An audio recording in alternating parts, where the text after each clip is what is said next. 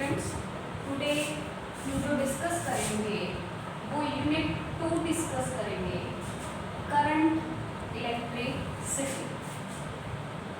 Current electricity में जब आप करते हो तो फर्स्ट यूनिट में आपने किया है इलेक्ट्रोस्टैटिक। इलेक्ट्रोस्टैटिक में जो आपने किया है वो ये किया है कि जब चार्ज रेस्ट पे होता है तो उसके साथ जितने भी फिजिकल फिनोमेना डील करती हैं, electric field, potential, potential difference, Gauss theorem, capacitance, charge को स्टोर करने के लिए कैपेसिटर, इन सभी के बारे में हमने पढ़ा है।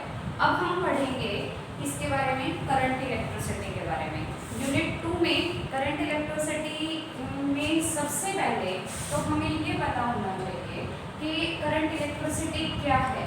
करंट इलेक्ट्रिसिटी में the branch of physics, physics की branch which deals with the charge in motion। Charge जो है वो किस में है? मोशन में। क्योंकि फर्स्ट यूनिट में हमने सिर्फ ये पढ़ा है कि चार्ज जब रेस्ट पे होगा तो क्या प्रॉपर्टीज होंगी, लेकिन जब हम ये पढ़ रहे हैं करंट इलेक्ट्रिसिटी तो इसमें motion of the charge particle के बारे में पढ़ेंगे। हम पोटेंशियल डिफरेंस के बारे में पढ़ चुके हैं और पोटेंशियल डिफरेंस के लिए हमने किया था कि दो टर्मिनल्स होते हैं, ठीक है, पोटेंशियल डिफरेंस क्रिएट करवाने के लिए। जैसे आपको ये कहा जाता है कि जब शेयरिंग ऑफ चार्ज की थी तो हमने ये कहा था कि जब चार्ज फ्लो करेगा तो वो हमेशा हायर पोटेंशियल से लोअर पोटेंशियल की तरफ फ्लो करेगा। तो इसका मतलब जब हम चार्जेस को मोशन में पढ़ेंगे कि चार्ज हमारे जो है वो किस में होने चाहिए? मोशन में होने चाहिए। तो इसका मतलब है चार्ज को मूव करवाने के लिए, एक पर्टिकुलर डायरेक्शन में मूव करवाने के लिए हमें वहाँ पर पोटेंशियल डिफरेंस अप्लाई करना पड़ेगा, क्योंकि चार्ज जो मूव करेगा वो हमेशा कैसे मूव करेगा? Higher potential to the lower potential move करेगा। ठीक है, सबसे पहले इसमें हम डिफाइन करते हैं जो हमारी पोटेंशियल डिफरेंस है। पोटेंशियल डिफरेंस है वो एक टाइप से ये कहा जा सकता है कि इलेक्ट्रिक प्रेशर की तरह आप इसको काउंट कर सकते हो कि मतलब जब चार्ज फ्लो करेगा तो हायर प्रेशर से किसकी तरफ फ्लो करेगा? लोअर प्रेशर की तरफ फ्लो करेगा। तो इसमें हम इलेक्ट्रिक प्रेशर डिफरेंस क्रिएट करने को बोल रहे हैं। चार्ज जो मूव करेगा higher potential to lower potential move करेगा। तो इसमें सबसे पहले हम जो डिफाइन कर रहे हैं वो करंट को हम सिंबलाइज करते हैं कैपिटल आई से। और इसके लिए सिंपल डेफिनेशन ये है कि charges flow in a unit time through a given area. एक गिवन एरिया में से यूनिट टाइम में जो चार्ज फ्लो करता है that is called the electric current. अब इसके लिए हमने ये पर्टिकुलर एरिया कंसिडर कर रखा है। इस एरिया में से आपका जो चार्ज फ्लो कर रहा है इस एरिया के परपेंडिकुलरली फ्लो कर रहा है, ठीक है। और यहाँ पर हमने चार्ज मान लिया आपका कितना फ्लो कर रहा है? Delta Q. और अगर delta Q current charge flow कर रहा है इन डेल्टा टी, ठीक है, तो आपका जो एवरेज करंट हम काउंट करेंगे, एवरेज करंट, क्योंकि हमने स्मॉल एरिया कंसिडर किया है, टोटल एरिया कंसिडर नहीं किया कि टोटल एरिया में से ये कितना फ्लो कर रहा है। तो आई एवरेज अगर हम कैलकुलेट करेंगे तो डेल्टा क्यू बाय में डेल्टा टी, ठीक है। अब अगर आप लिखना चाहो तो delta Q will be equal to the I average into में डेल्टा टी लिख सकते हो, ठीक है। अगर आपको टोटल करंट अगर कैलकुलेट करना है तो उसके लिए हम इसको इंटीग्रेट कर दें। इंटीग्रेट करोगे तो आपके पास जो यहाँ पर आएगा that will be Q is equal to I into में टी। मतलब कि आई आपके पास जो आया क्यू बाई में टी आ गया, मतलब कि चार्ज जो कि टोटल चार्ज है बाई में टाइम, ठीक है। करंट की आपके पास ये वैल्यू आ गई है। करंट फ्लो करवाने के लिए आपको सबसे पहले ये कहा जाता है flow of charge carriers in a particular direction, क्योंकि कंडक्टर में हम कहते हैं कि फ्री इलेक्ट्रॉन्स जो हैं प्रेजेंट होते हैं, और फ्री इलेक्ट्रॉन्स प्रेजेंट जब हैं तो वो रैंडम मोशन में भी होते हैं, कोई किधर जाएगा कोई किधर आ जाएगा। Random motion of the electron को हम करंट कंसिडर नहीं कर सकते, क्योंकि करंट की डेफिनेशन सिर्फ हम सबसे पहले यही कहते हैं कि charge flow in a particular direction in a unit time through a given area. Particular direction में फ्लो करने चाहिए, और चार्ज कैरियर्स का पर्टिकुलर डायरेक्शन में फ्लो करते ही वो क्या कॉन्स्टिट्यूट करवाएगा, करंट कॉन्स्टिट्यूट करवाएगा। तो अब हम सबसे पहले करंट की जो है यूनिट कंसिडर करते हैं। यूनिट जो है सबसे पहले करंट की ऐसा यूनिट है वो कंसिडर की जाती है। करंट की एसआई यूनिट एम्पियर होती है, एंड आई जो है आपके पास वो होता है क्यू बाई में टी। करंट की एसआई यूनिट है एम्पियर, मतलब कि 1 एम्पियर। ठीक है, तो यहाँ से हम जब यूज करते हैं तो चार्ज की एसआई सिस्टम की यूनिट क्या है, कूलम, और टाइम की 1 सेकेंड। तो आप गिवन एरिया में से जो भी आपको गिवन एरिया है उसमें से आप ये कहो कि 1 एम्पियर करंट कब फ्लो करेगा, जब 1 कूलम चार्ज इस गिवन एरिया में से 1 सेकेंड में फ्लो करता है। अगर जो भी एरिया आपको गिवन है उसमें से 1 कूलम चार्ज 1 सेकेंड में फ्लो करेगा, तो वहां से आप ये कहोगे कि यहाँ से जो करंट फ्लो कर रहा है वो कितना फ्लो कर रहा है, 1 ampere. This is the SI unit, और डायमेंशंस जो हैं एम्पियर के लिए हम ए ही यूज करते हैं। ठीक है, इसीलिए यहाँ से हम ये भी कहते हैं कि Q is equal to I into में टी होता है, इसलिए चार्ज के जो डायमेंशनल फॉर्मूला है वो A1 T1 M0 L0। ठीक है, ए जो है हमारे एम्पियर के लिए यूज किया जाता है, मतलब कि A1, और चार्ज के इसलिए A1 T1 यूज किए जाते हैं। अब जो है हमारे जो electrical appliances, house hold appliances हैं, इलेक्ट्रिकल अप्लायंसेस जो हैं आपके हाउस होल्ड, उनका अप्रॉक्सीमेटली करंट की जो रेंज होती है वो 1 एम्पियर होती है। जो आपका लाइटनिंग होता है, जो मतलब कि जब बिजली चमकती है उस टाइम पर जो करंट है approximately 10 raise to power 4 ampere होता है, और आपकी जो वो है नर्व है, नर्व के थ्रू जो आपका करंट है, हमारी बॉडी भी करंट की क्या है, हमारी बॉडी भी कंडक्टर होती है, और जो नर्व के थ्रू करंट फ्लो करता है that is approximately 10 raise to power -6 ampere, मतलब कि 1 माइक्रो एम्पियर। एम्पियर के साथ साथ आपकी जो यूनिट होती हैं माइक्रो एम्पियर, मतलब 10 raise to power -6 ampere, milli ampere मतलब कि 10 रेज़ टू पावर -3 एम्पियर, ये सारी की सारी आप यूनिट्स इसमें यूज कर सकते हो। जो आपकी बिजली चमकती है उसको हम जैसे लाइटनिंग कहते हैं। लाइटनिंग के टाइम पर क्लाउड्स के बीच में चाहे चार्ज फ्लो करे, चाहे क्लाउड से किसी बिल्डिंग के थ्रू अर्थ में ट्रांसफर हो, तो ये जो करंट सेटअप होता है, चार्ज जब फ्लो करेगा तो वो करंट सेटअप होगा, लेकिन वो करंट जो सेटअप होता है that current is for the short duration.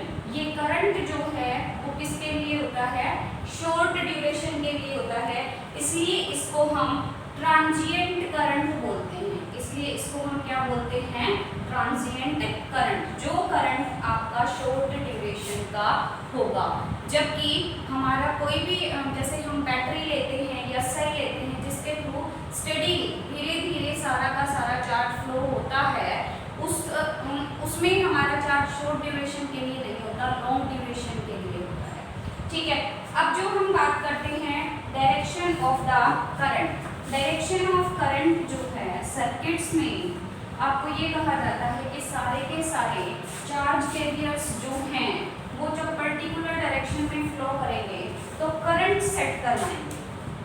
ठीक है, करंट सेटअप करवाते हैं, और वो हमेशा जैसे सिंपल डेफिनेशन में जैसे हमारे पास ये कंडक्टर है, ठीक है, इसके ऊपर हमने पोटेंशियल डिफरेंस अप्लाई कर दी है, पॉजिटिव नेगेटिव। एक सेल है, ठीक है, तो एक सेल लगाओगे।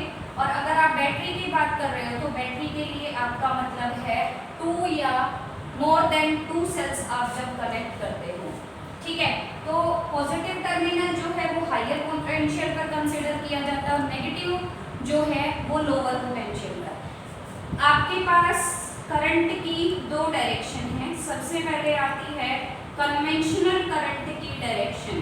कन्वेंशनल करंट जो है मतलब जो सपोज किया गया है और वो उसके अकॉर्डिंग कोई भी चार्ज कैरियर्स हमेशा higher to lower potential flow करेंगे, मतलब सर्किट में करंट की डायरेक्शन जो होगी that will be positive to negative. Conventional current की डायरेक्शन जो है that will be always positive to negative. लेकिन अगर हम इलेक्ट्रॉन्स की बात करें, मान लो कि इसमें फ्री इलेक्ट्रॉन्स आपके प्रेजेंट हैं और फ्री इलेक्ट्रॉन्स जब मूव करेंगे तो इलेक्ट्रॉन्स के ऊपर नेगेटिव चार्ज है और नेगेटिव चार्ज हमेशा किसकी तरफ जाएगा, पॉजिटिव टर्मिनल की तरफ जाएगा। तो इसका मतलब है इलेक्ट्रॉनिक करंट की डायरेक्शन अगर आपसे कहीं पर पूछी जाती है then that will be the negative to positive. Electronic current की डायरेक्शन हमेशा क्या होगी, नेगेटिव टू पॉजिटिव होगी। लेकिन इलेक्ट्रॉनिक करंट की अगर आपसे पूछी गई है तो ही आप नेगेटिव टू पॉजिटिव बताओगे, अदरवाइज सभी सर्किट में हम करंट की direction higher potential to lower मतलब कि पॉजिटिव टू नेगेटिव लेंगे। उसके बाद हम ये कहते हैं कि हमारे पास जो भी फिजिकल क्वांटिटीज हैं जिनकी मैग्नीट्यूड और डायरेक्शन होती है उनको वेक्टर क्वांटिटीज कहा जाता है। लेकिन आपके पास करंट एक ऐसी क्वांटिटी है जिसकी मैग्नीट्यूड भी है, साथ साथ इसकी डायरेक्शन भी है, मतलब अकॉर्डिंग टू द डेफिनेशन ये हमारे पास एक वेक्टर क्वांटिटी होनी चाहिए, लेकिन फिर भी ये एक स्केलर क्वांटिटी है। स्केलर क्वांटिटी क्यों है? फर्स्ट तो ये क्योंकि ये वेक्टर लॉज को फॉलो नहीं करता है, does not follow vector laws. जो आपने एडिशन के लिए triangle law of vector addition and parallelogram law of vector addition किया था उनको फॉलो ना करके ये हमेशा सिंपल लॉ ऑफ अलजेब्रा को फॉलो करता है। सेकंड केस हम इसमें फिजिकल क्वांटिटी करेंगे इसी चैप्टर में, करंट डेंसिटी जिसको हम रिप्रेजेंट करते हैं जे वेक्टर से, ये हमेशा एक वेक्टर क्वांटिटी होती है, ठीक है। और ये अगर वेक्टर क्वांटिटी है तो आपको आगे डिफाइन किया गया है करंट जो होता है that is always dot product of the current density and area vector. और आप ये पढ़ चुके हो कि दो वेक्टर क्वांटिटीज के डॉट प्रोडक्ट के बाद हमेशा एक स्केलर क्वांटिटी आती है, इसलिए करंट जो है आपका कौन सी क्वांटिटी होगी, स्केलर क्वांटिटी। इसके दो मेन रीजन हैं जो आपको बताए गए हैं।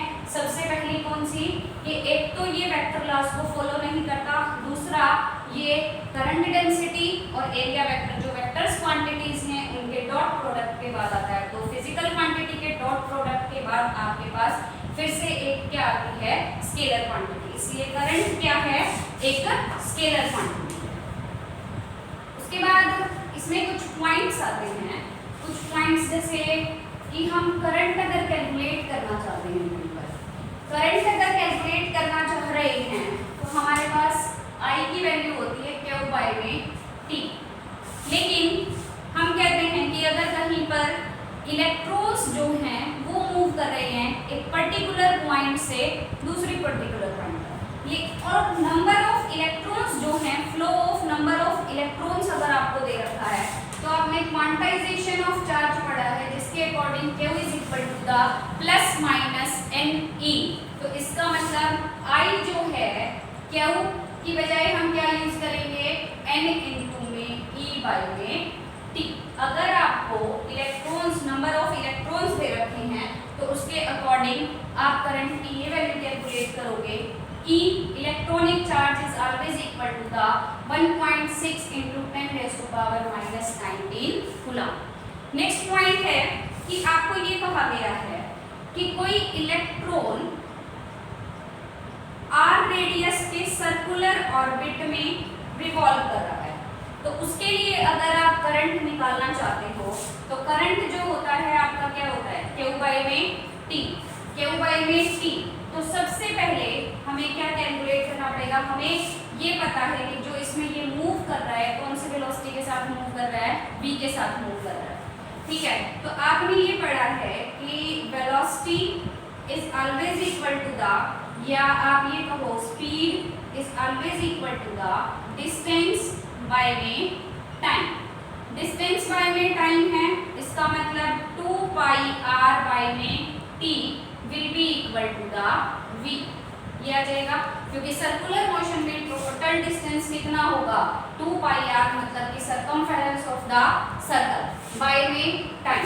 यहाँ से अगर आप टाइम निकालना चाहो, क्योंकि आपको टाइम चाहिए करंट निकालने के लिए, टाइम चाहिए तो t इधर जाएगा, v डिवाइड में आएगा, मतलब कि 2 पाई r बाय में v।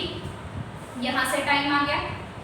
अब जो है आप यहाँ पर I की वैल्यू निकालना चाहते हो तो I क्यों, मतलब charge on electron, E by में time 2 pi r divided by v, v ऊपर चला जाएगा।